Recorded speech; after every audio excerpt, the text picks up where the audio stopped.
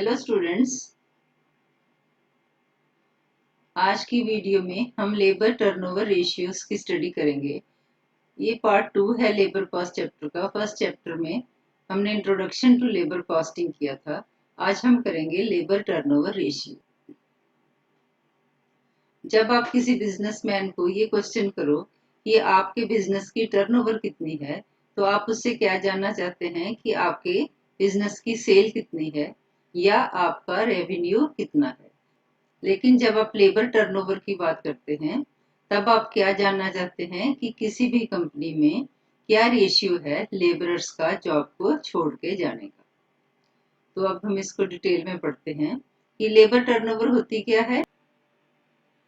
Labour turnover is defined as the proportion of a firm's workforce that leaves the job during the course of a year।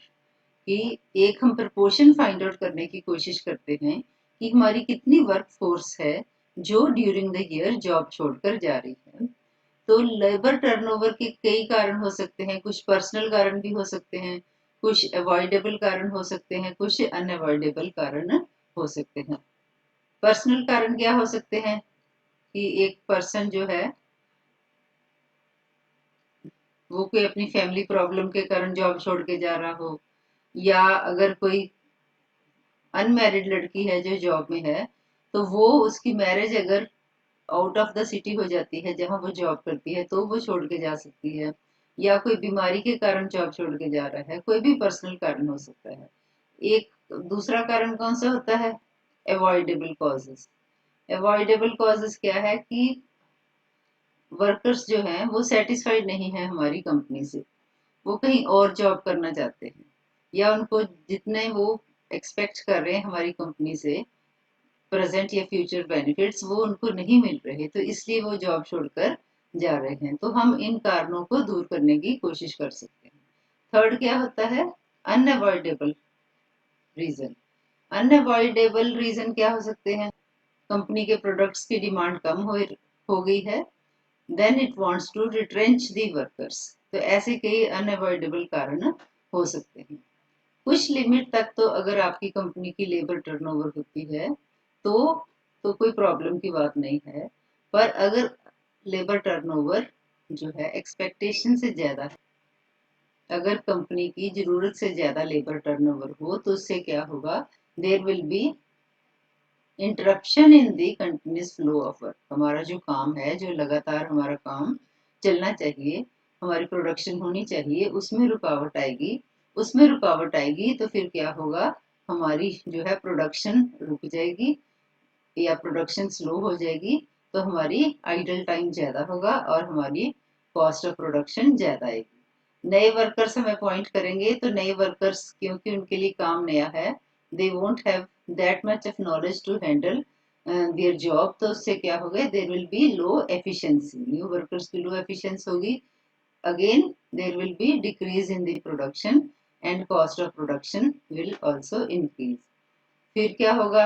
नए workers जो हैं उनको appoint करने के लिए हमें सिलेक्शन में टाइम वेस्ट करना पड़ेगा, उनको ट्रेनिंग देनी पड़ेगी, तो उससे भी हमारी कॉस्ट ऑफ प्रोडक्शन ज़्यादा होगी।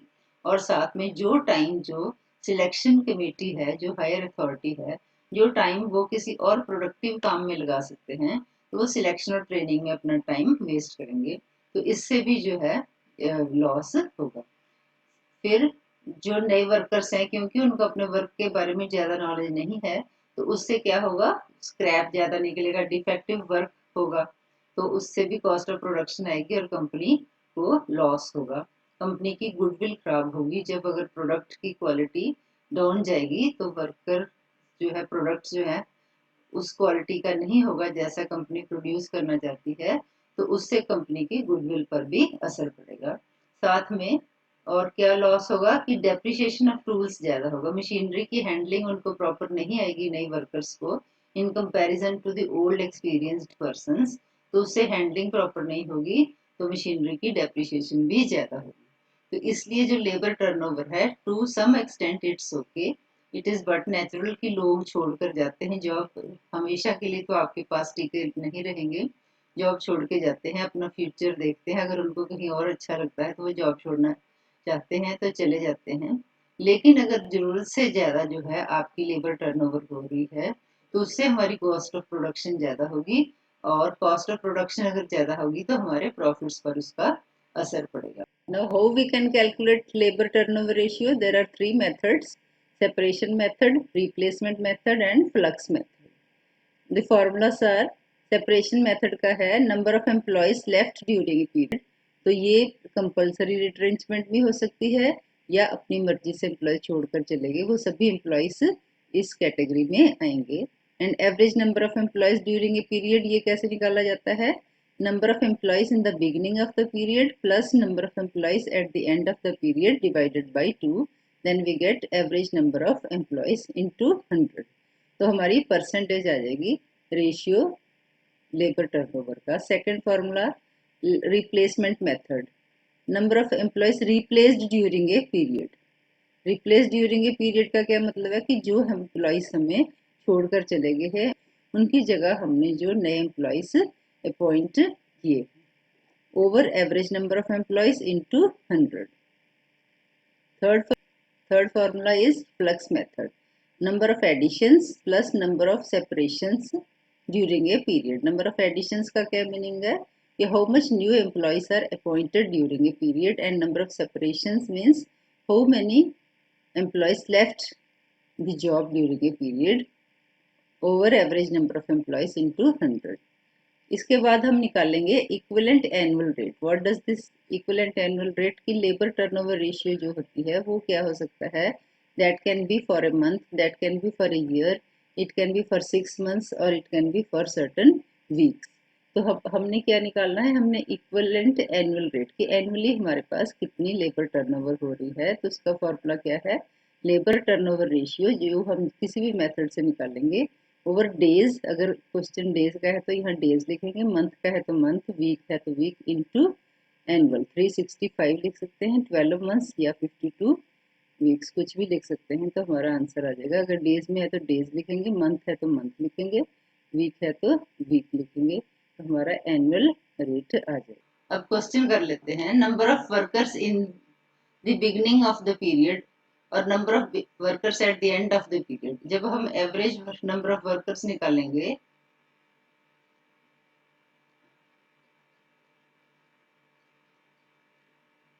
तो क्या होता है? Average number of workers in the beginning of the period and average number of workers at the end of the period divided by 2.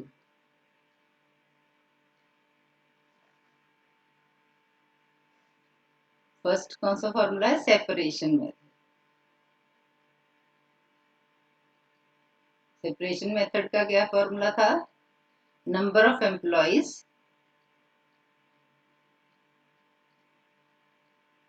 Left during a period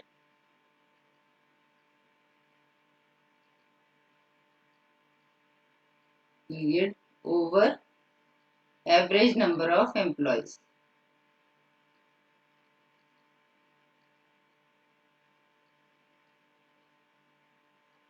into 100. During a period हमने लिखना है.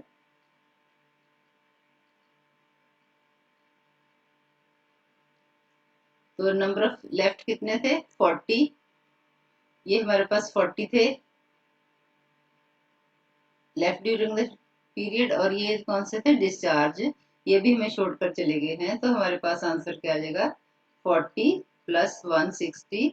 Average कितनी है हमारी? 4000 into 100. 200 over 4000 into 100 हमारे पास आ जाएगा 5%. तो labour turnover ratio कितनी है according to separation method? 5%. Next हमारा है रिप्लेसमेंट मेथड. रिप्लेसमेंट मेथड इसका क्या फॉर्मूला है? Number of employees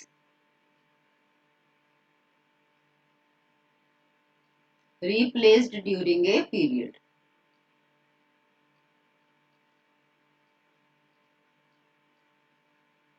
over average number of employees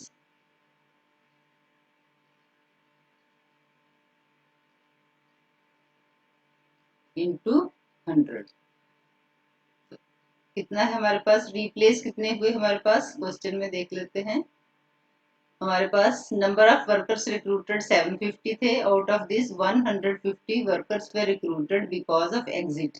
जो हमें छोड़कर गए थे वर्कर्स, उनकी जगह हमने 150 वर्कर्स अपॉइंट किए, तो हमारा रिप्लेस्ड कितने हो गए, 150 वर्कर्स जो हैं वो हमने रिप्लेस किए हैं। और एवरेज नंबर ऑफ वर्कर्स हमने पहले निकाला हुआ है, 4000 इंटू 100 हमारा आ जाएगा आंसर 3.75%। नेक्स्ट मेथड है फ्लक्स मेथड। फ्लक्स मेथड क्या है, it is combination of the separation and replacement method. इसमें क्या आता है, number of additions plus number of separations of employees, ठीक है, ड्यूरिंग ए पीरियड।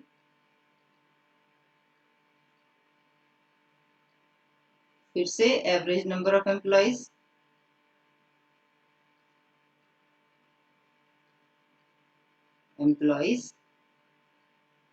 इंटू 100। तो ये हमारे पास नंबर ऑफ सेपरेशंस कितनी थी हमारे पास, पीछे देख लीजिए, पीछे देख लेते हैं। नंबर ऑफ सेपरेशंस कितनी है, 40 और 160, और नंबर ऑफ एडिशन कितनी है, 750। 150 भी इसमें इंक्लूडेड ही है। Over average number of workers 4000 into 100, तो ये हमारे पास कितनी फिगर आ जाएगी, 950 ओवर 4000 इंटू 100। तो इसको जब हम आंसर निकालेंगे तो ये हमारा आ जाएगा 23.75%। ये तो हो गया हमारे पास लेबर टर्नओवर रेशियो। अब इसी क्वेश्चन को थोड़ा सा चेंज कर देते हैं। जहां पर हमने ईयर लिखा है, इसको हम मंथ में कन्वर्ट कर देते हैं।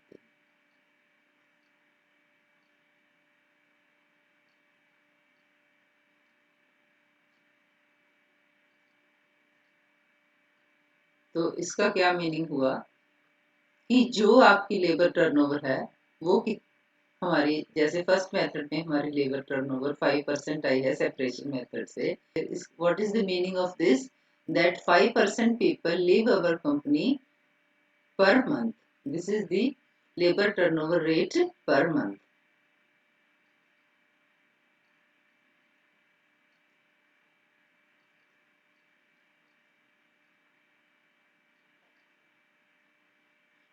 Now we have to calculate equivalent annual rate. That annually how much percent of people leave our company. उसका क्या फॉर्मूला होता है, लेबर टर्नओवर रेट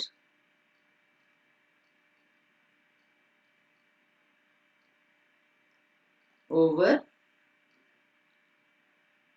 अगर मंथ्स में क्वेश्चन है तो हम यहाँ मंथ लिखेंगे, अगर डेज में है तो यहाँ डेज लिखेंगे, अगर वीक में है तो यहाँ हम वीक लिखेंगे, वही इधर लिखेंगे। मंथ में है तो मंथ, वीक है तो वीक, और अगर डेज में है तो डेज। अब हमारे पास क्या है, labour turnover ratio first method जो सेपरेशन मेथड था उसके हिसाब से 5% था, और क्वेश्चन अब हमारा मंथ्स में हो गया है, तो एक मंथ में 30 या 31 डेज होते हैं, तो 31 लिख सकते हैं इंटू 100। तो ये हमारा इक्विवेलेंट एनुअल रेट आ जाएगा, मतलब एनुअली कितने परसेंट लोग हमारी कंपनी को छोड़कर गए हैं। इसको कैलकुलेट कर लेते हैं। इसका आंसर आएगा 16.1%। What does this mean? 16.1% people leave our company annually.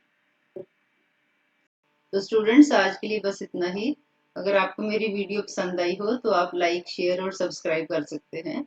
आपकी अगर कोई सजेशन हो या कोई क्वेश्चन हो तो आप मुझे कमेंट सेक्शन में लिख सकते हैं। Thank you.